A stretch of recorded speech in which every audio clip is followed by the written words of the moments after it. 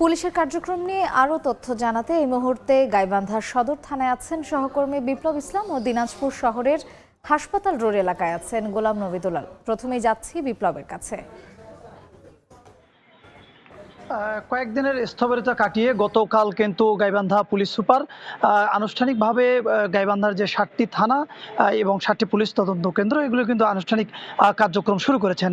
একটু জানিয়ে রাখি যে সকালে আনুষ্ঠানিক কার্যক্রম শুরু করার পরপরই কিন্তু যে সেবা প্রত্যাশী মানুষজন যারা আইনি সেবা প্রত্যাশী তারা কিন্তু বিভিন্ন থানায় আসতে শুরু করেছেন।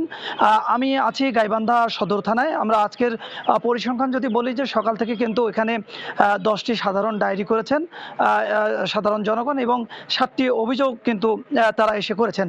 আমরা এই কয়েকদিন দেখেছি যে থানার ক্যাম্পাস কিন্তু তাদের নিয়ন্ত্রণে থাকলেও এবং একেবারে জনগণের প্রবেশাধিকার সংরক্ষিত থাকলেও গতকাল থেকে কিন্তু আমরা দেখেছি যে যারা সেবা প্রত্যাশী তারা কিন্তু থানায় আসছেন এবং তাদের যে অভিযোগ তাদের যে যেটি সেটি কিন্তু করার সুযোগ পাচ্ছেন।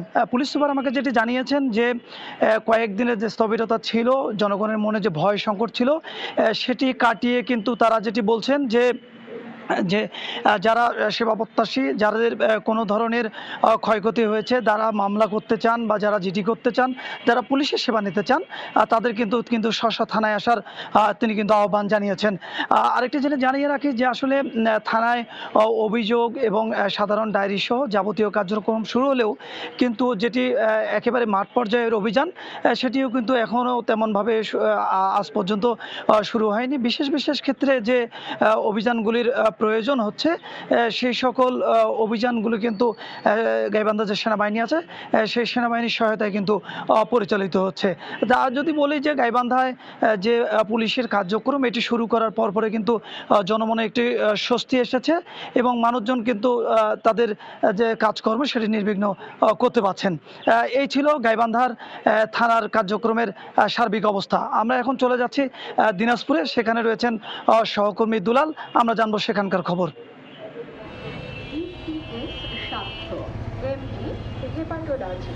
দিনাজপুরের সড়কগুলোতে আমরা যানবাহন চলাচলের যে স্বাভাবিক একটা অবস্থা ফিরে এসেছে সেটা আমরা লক্ষ্য করছি। গতকাল থেকে কিন্তু ট্রাফিক পুলিশ দিনাজপুরের এই সড়কগুলোতে যানবাহন বা আইনশৃঙ্খলা ফিরিয়ে আনার জন্য তারা দায়িত্ব পালন শুরু করছেন।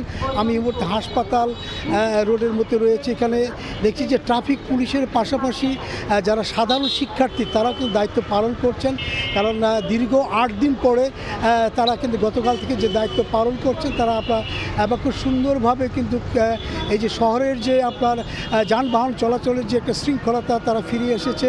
আর দীর্ঘ সময় ধরে কিন্তু সাধারণ শিক্ষার্থীরাই কিন্তু আপনার সে দায়িত্ব পালন করেছেন।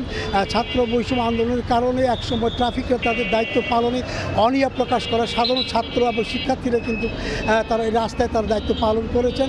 এখানকার যিনি দায়িত্বে রয়েছেন টিআই আতাউর রহমান, তার সঙ্গে কথা বলেছিলাম।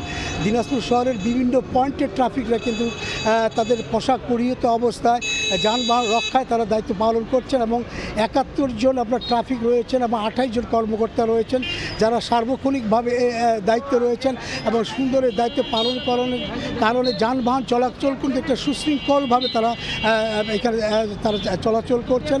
ইতিমধ্যেই জেলা পুলিশ সুপার যেটা বলেছেন যে এই রীতিমতো থানাগুলোতেও কিন্তু আপনার তারা পুলিশ এবং তারা দায়িত্ব পালন করছে এবং সাধারণ মানুষের মধ্যে একটু আস্থার জায়গায় ফিরে এসেছে।